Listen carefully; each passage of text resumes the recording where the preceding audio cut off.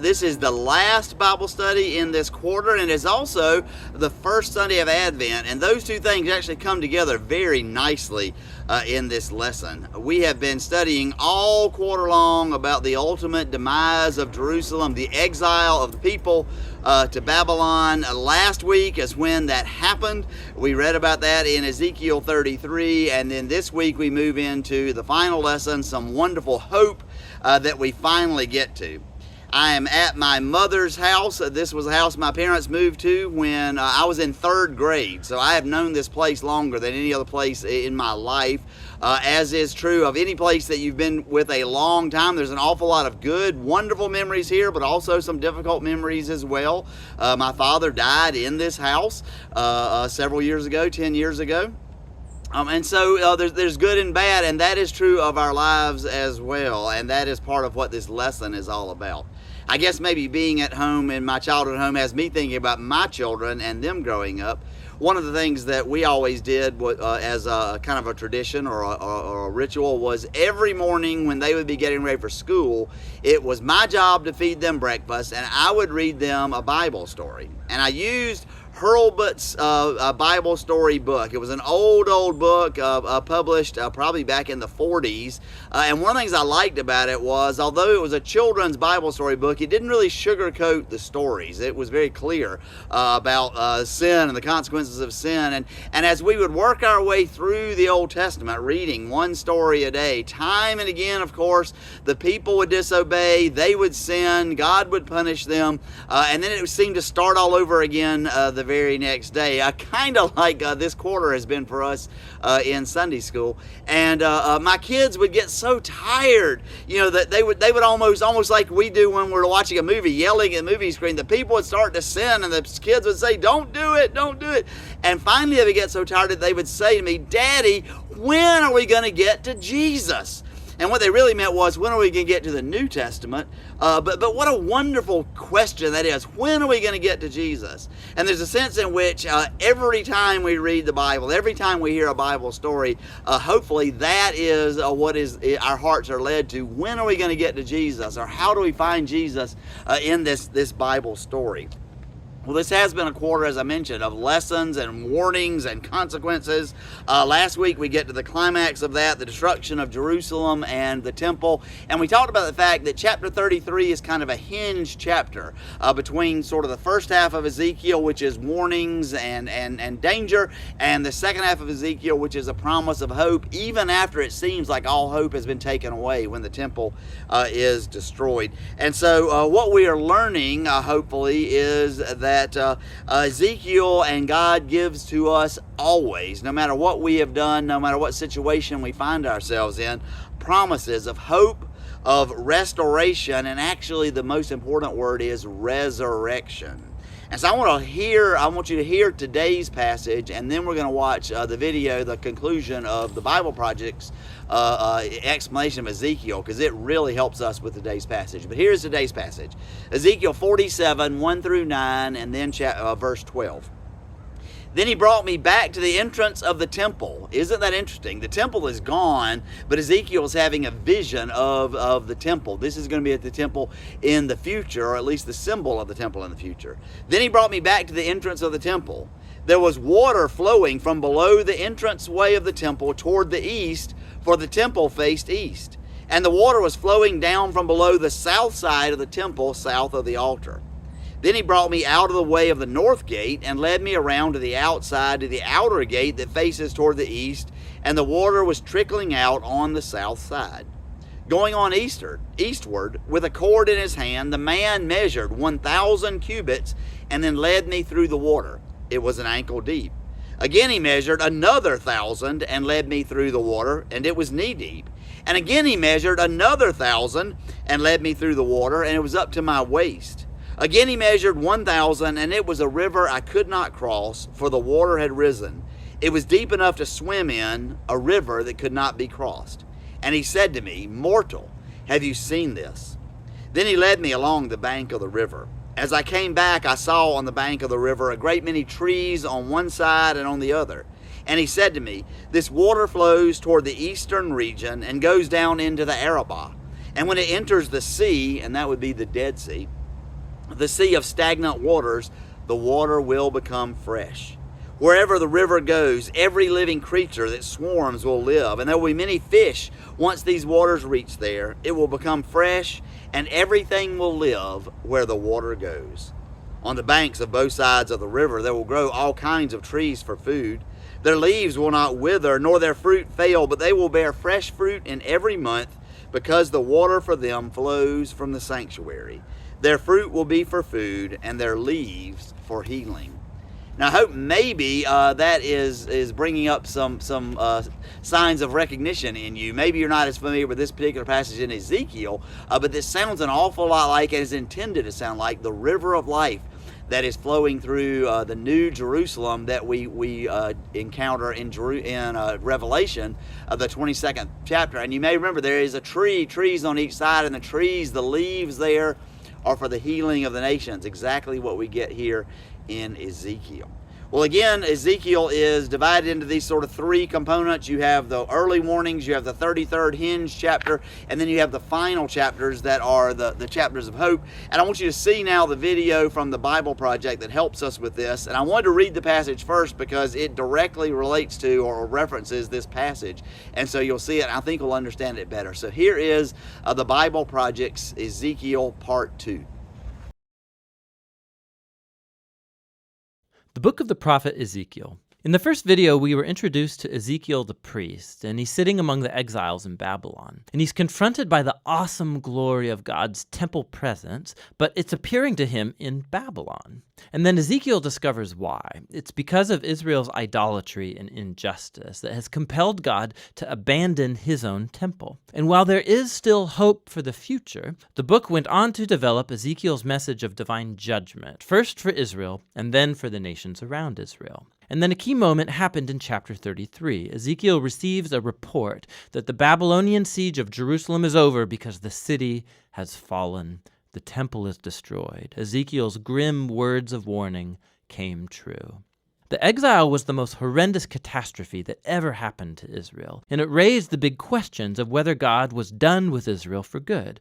But remember, at the end of chapter 11, God promised that there was still a future beyond exile for Israel. And so the rest of the book is designed to explore Ezekiel's vision of hope, first for Israel, then for the nations, and then for all of creation.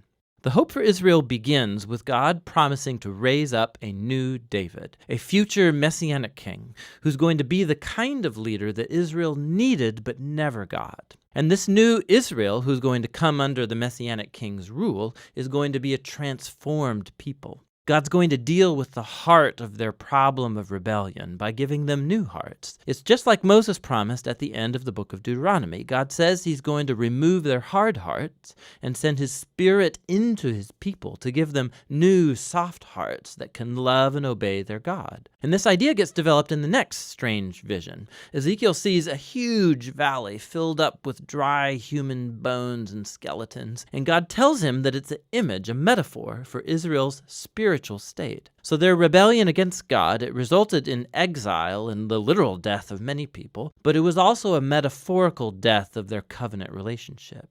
And God tells Ezekiel that his spirit is coming to bring his people back to life. And so this wind comes, and it causes all of the bones to stand up, and it fills them with breath and life, and then skin grows over the bones, and then all of a sudden Ezekiel sees all of these new humans standing in front of him. Now this vision, it's recalling the story about the creation of humans in Genesis chapter 2, where God made humans out of dirt and divine breath.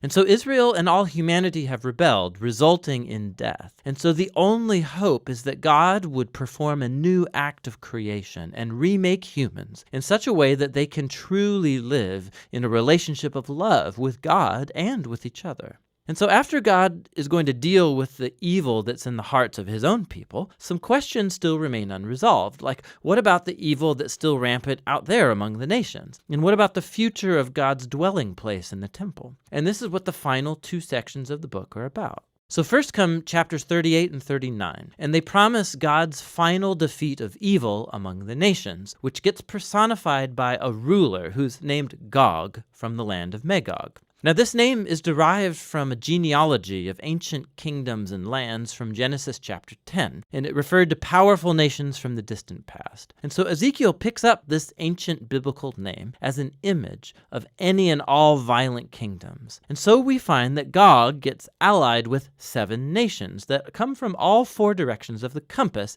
is clearly an image that represents all of the nations. And this also helps us understand why Ezekiel describes Gog with images that he used earlier in the book to describe the king of Tyre and the king of Egypt, Pharaoh. For Ezekiel, Gog is an amalgam of all of the worst, most violent people in the Bible. Gog is the archetype of human rebellion against God.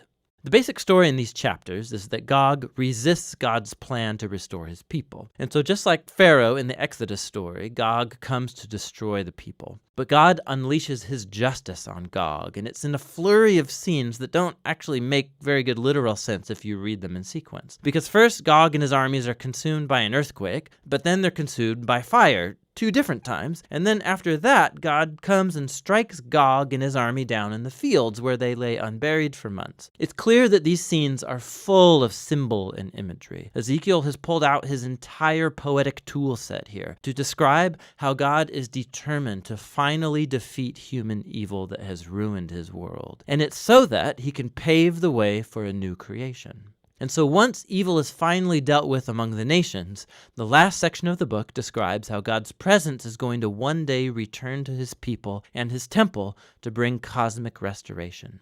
So Ezekiel first gets this long, elaborate vision of a new temple and a new city. He's given this heavenly tour guide who shows him around the new temple complex, and it's much larger and more majestic than even Solomon's temple. There's a new altar, new priests, a whole new system of worship.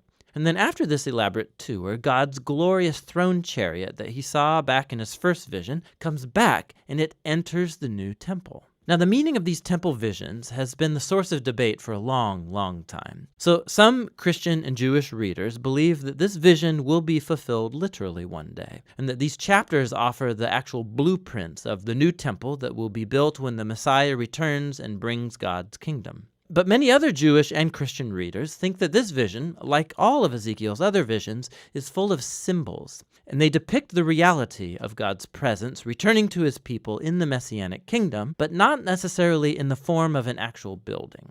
Whichever view you take, it's important that Ezekiel never calls the city Jerusalem, and chapters 47 and 48 show why. Ezekiel sees this tiny stream pouring out of the temple threshold and steps, and then it quickly becomes this raging river, and then it flows out of the temple and the city into the desert, into one of the most desolate places on planet Earth, the Dead Sea Valley. And then that river, it leaves behind it a trail of trees and life, and then the Dead Sea gets transformed into a living sea that's teeming with plants and animals. All of this imagery comes from the Garden of Eden in Genesis chapters 1 and 2. And we see just how cosmic Ezekiel's vision really is. God's plan has always been to restore all humanity and all creation back to his life-giving presence. And so the book ends with the name of this garden city. The Lord is there. And so Ezekiel's visions come to a close, full of hope for a new future, new humans living in a new world that's animated by God's life-giving spirit. It's a world permeated with God's love and justice. And that's what the book of Ezekiel is all about. I shared with you a few weeks ago a story that I had heard about a young man who, in an alcohol-fueled rage, backed up his car and ran over accidentally his son and killed his son. And what a horrible, horrible thing that was. And it was an example of the consequences of sin. I don't know the end of that story, but here is what I do know. God is in the resurrection business. And when the worst thing we think possibly could happen in our lives, God can bring hope and healing out of that, both in this life and in the next. And it is my hope and my prayer that that is what that young man experienced, and I hope that is what we also might experience when we are going through very difficult times in our lives. And they may be times that we have brought upon ourselves, or they may be times that happen to us simply because we live in a fallen world. My very favorite movie of all times is one that you probably haven't heard of, but you'll be surprised maybe that you haven't. It's called The Mission, and the reason it could be surprising is that it features Liam Neeson and Jeremy Irons and Robert De Niro, and so these three kind of giants in the acting world. And it's a movie about the church trying to decide whether it should allow the Portuguese to continue to harvest slaves from Central America, and there's all this political stuff involved in there, and there are priests who are trying to help the Guarani, the natives who are there, and there are mercenaries and others who are going and trying to enslave them, and it kind of centers around the Robert De Niro character, and his name is Rodrigo, and he's a mercenary, he's a warrior, he is a slave trader, and not only has he killed a number of Guarani and enslaved a number of the Guarani, but he also has killed his own brother in a jealousy fueled rage, and he is absolutely convinced that there is no forgiveness for him, no resurrection for him. And Jeremy Irons, who plays Father Gabriel, a priest, comes to him and he offers him forgiveness, but he says, why don't we try some penance? And he makes or invites actually Rodrigo to take a whole bundle full of armor and swords and spears, all of the weapons of violence and destruction and warfare and slave trading, and drag them far, far up this long, long journey of many, many days to where the Guarani live. And it isn't the penance that helps him find forgiveness, it's the grace that he experiences helping him find forgiveness, but there's a sense in which he has to bear that burden first before he can experience the forgiveness. And this scene that I'm going to show you is the most powerful scene I've ever seen in any movie about grace and forgiveness and the wonderful grace that God offers to us, and the way that we can be vehicles of that grace even to those who have harmed us so very much. And so I want you to see now this scene from The Mission, which really in a sense is the conversion of Rodrigo. Let us see this scene together.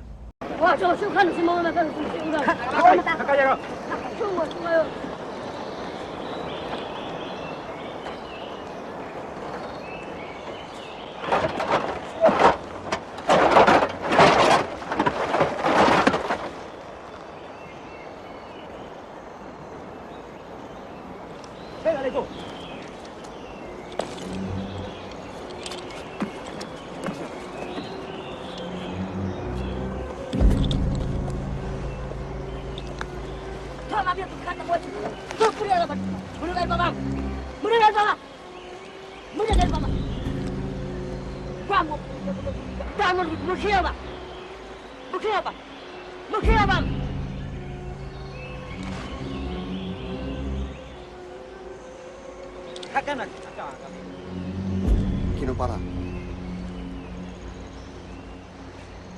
Diga apapun.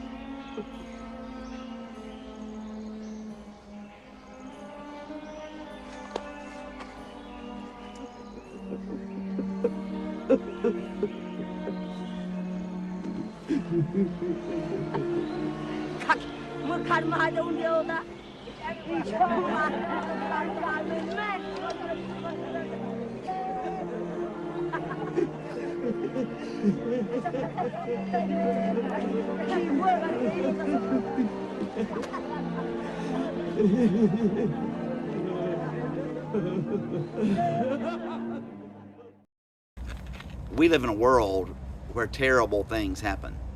And let's be honest, we live in a world where we cause terrible things to happen in the things that we do, in the things that we don't do, oftentimes even in things that are done in our name. Things die in our world.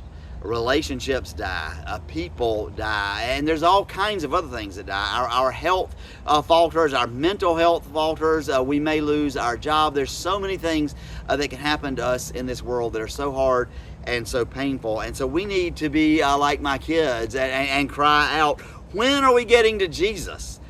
Ezekiel, the scriptures promise us there is hope for us.